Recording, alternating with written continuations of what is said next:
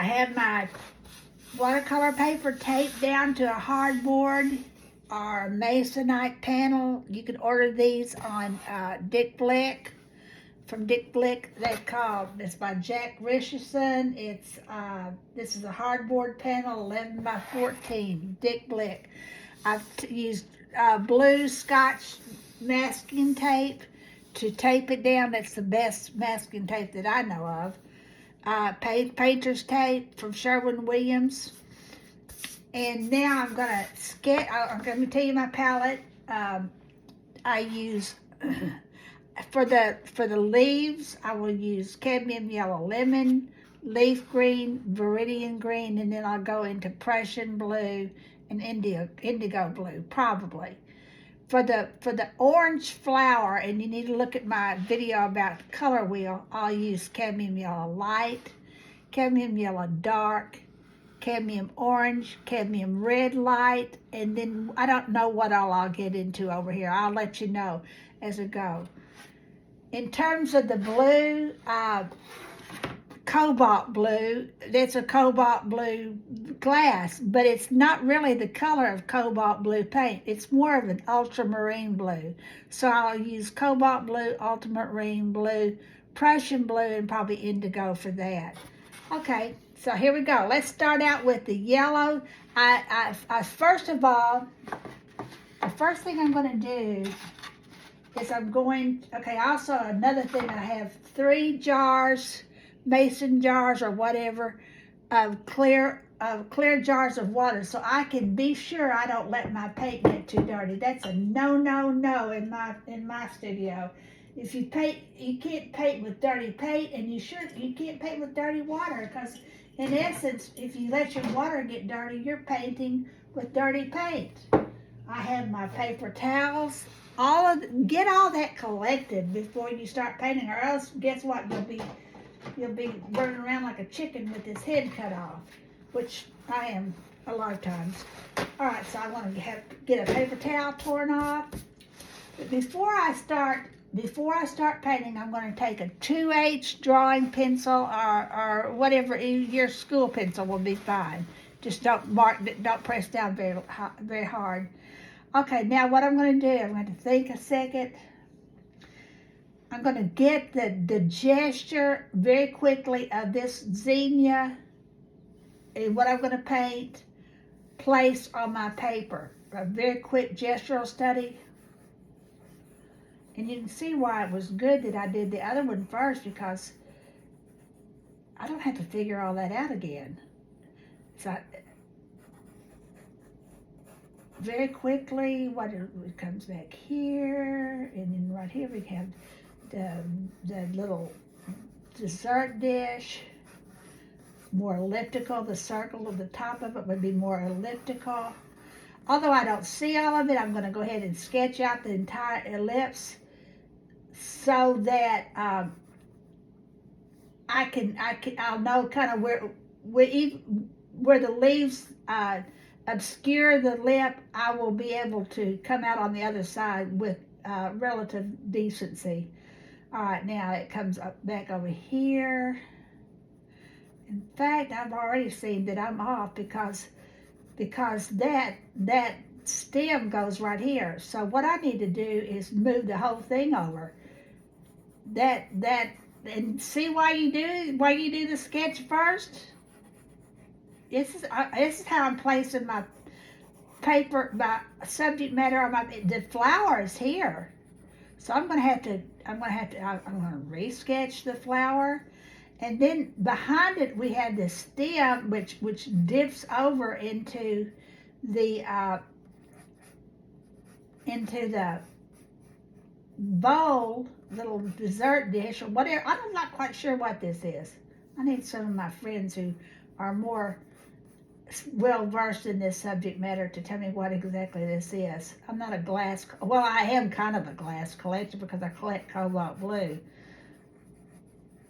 but not like some people are glass collectors.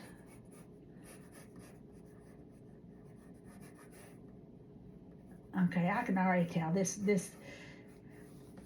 I am going to, artistic license. if I made this little vase as big as it is, guess what? I would have nothing but a vase, a little sugar dish, candy dish. I'll make it a little bit bigger, but I'm making it a little smaller than it really is. If you invent too much, you'll get off though. In fact, I'll have to fight not to get off myself. Okay, you go here. There's a green leaf here.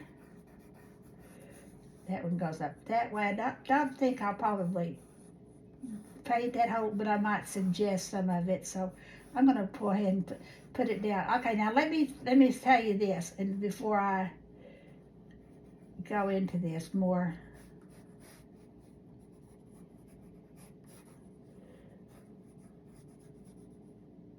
And then there's this leaf that comes out here, and then there's this leaf that goes on and comes out over here.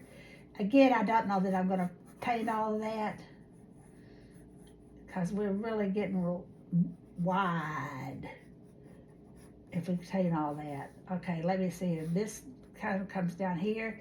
This little bottom, this little lip below is right underneath the circle above, so you need the inner circle, so you need to pay attention. The ellipse for the foot is not a round circle. It is it's an ellipse, not a round circle, because of the angle of the circle. And one of the reasons to draw, I see that the foot is as wide, almost as wide, maybe just almost as wide as the cup. So that's how I draw. How I ask myself, how big is this? Well, then let's compare where this other thing is to that, and the comparison is how I make my drawing. The little angle at the bottom is, be sure you get that going in the right direction. All of these bottoms are going to have to be parallel to each other, because I'm looking at the same angle at everything. And one sure way to mess up a painting is like make one part of the circle go this way, and then another one this way, and then this way. Everything, I'm looking at all this from the same angle, so that my angles have to coincide. All right, now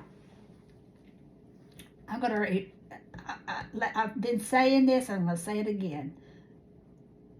These pencil marks are going to show. I don't mind that, but I sure don't want pencil marks that are wrong to show. And the wrong ones I'm taking out right now, because I don't want those to be a problem for me. I don't want to look at them in my final. So I'm going to erase. That's why I drew it, so I can erase the wrong marks. I can get rid of these wrong marks.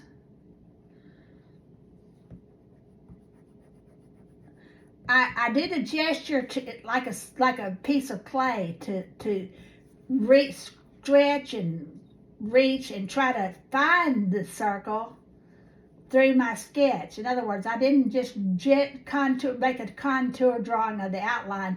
I sketched it from the inside out, and like I was working, as though I were working with clay, I found my circle within my drawing. Does that make any sense at all? Oh my gosh. Oh, what a tangled web we weave. All right, now then. That's sort of what I'm getting ready to paint. I'm going to start with cadmium yellow light, because I'm painting. I'm going to go back and forth, and then forth to back. Back to front to back, and then back to front. So I'm going to start with the fourth. I'm going to suggest just a few colors of the very most prominent subject matter. You'll notice that I let this thing dry over and over again, and I, thank goodness I've learned how to manage my time just a little bit. I will go do something else while this is drying, and there's plenty to do. Okay, let's see.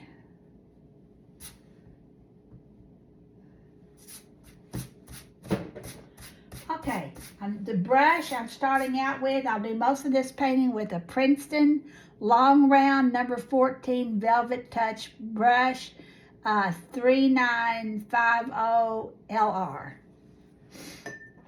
Okay, starting with cadmium, so I'm turning my palette this way. I don't know whether you can see it or not. So that I'm gonna, the paint has sat here for 2 or 3 days and now it's kind of dry. I don't like to paint with dry paint. So I may find myself having to, I'm moistening it again. I may find that I have to, all right, let me tell you this. I've said this before, you paint things the way they grow. These petals are growing from here outward. Because it's at an angle, the petals on that side are shorter than they are on this side.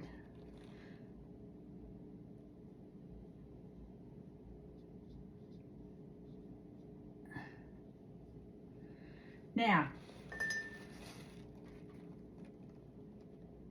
over here is where we're going to start running into problems because that's where it overlaps with the blue. Now, we could have done 2 things. We could have just not made the vase blue because he's going to be a problem. I could have made the vase red and I wouldn't have nearly as much trouble. But we're going to control our problems. Sitting here talking, I've covered some of. Okay, the color that you don't see on my palette is white. And you just have to leave that. You have to be careful and leave the white. All right, now then, the red and the orange is complementary to the green. So I'm going to be very careful about putting any orange in this right now because I'm getting ready to go right into the green and suggest that. In fact, I may put just a hint of this. This is just to get a little bit of definition. I'll go ahead and on the front.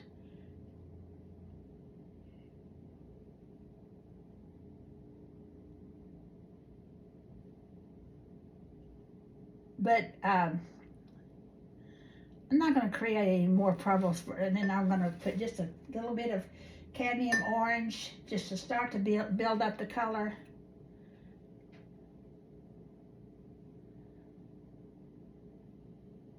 Notice that I'm not trying to memorize it. I looked at this all morning, so I should know what it looks like. But no, I don't. I have to continually look at my subject matter. That's why I paint from life, is that I know how to respond better to life than I do to a photograph. Okay, now I've suggested that, but I've not let the orange get over into the blue yet. I want to control that. One tool I don't have out is one of my favorite tools, and that's my Q-tips. I use my Q-tip to hold that line. All right, now then, what I'm going to do, I have that there started. Now I'm going to rinse my brush, wipe it on the paper towel. I'm going to go into some yellow light, and I'm going to start really paying attention to what I'm doing is in terms of leaving some white here.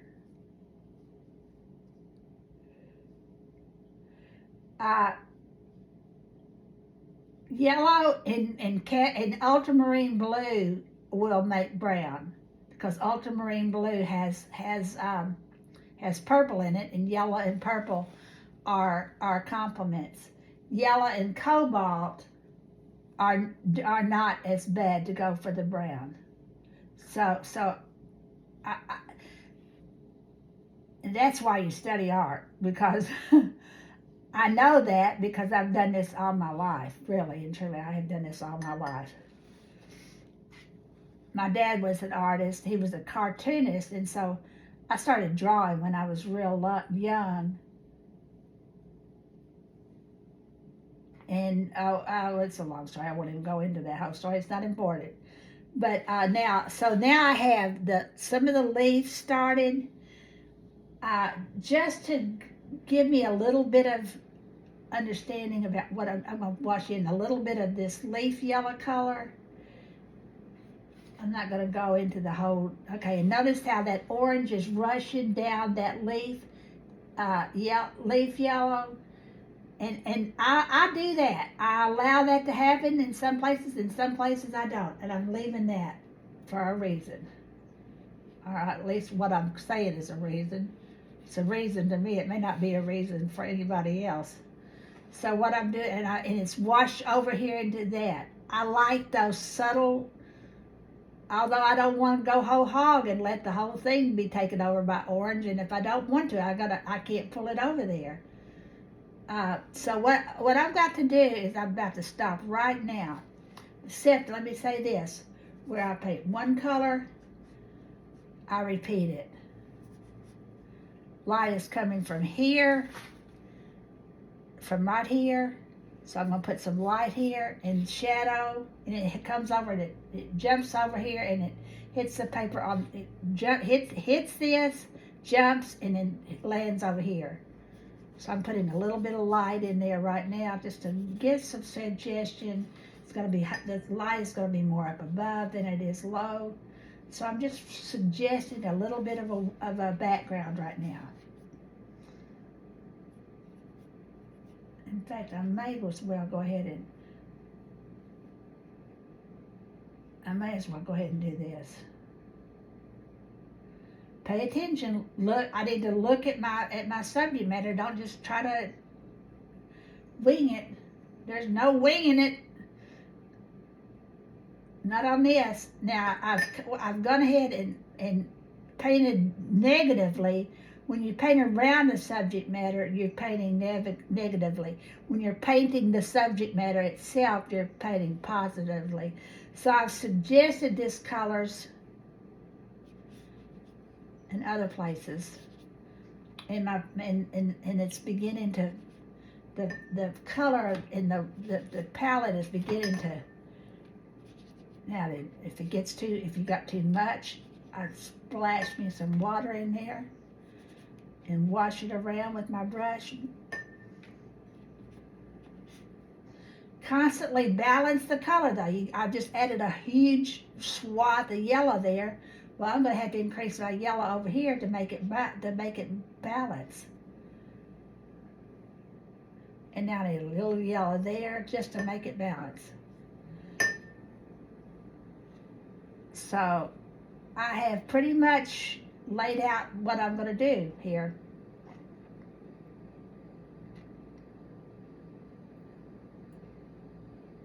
Pretty much.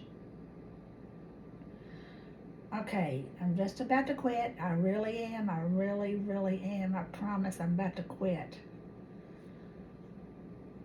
Okay, now, all right, there we have it. I've started my painting. I'm gonna not move it. I'm gonna let it sit flat to dry while I go clean house. Oh my God, what a terrible day that will be.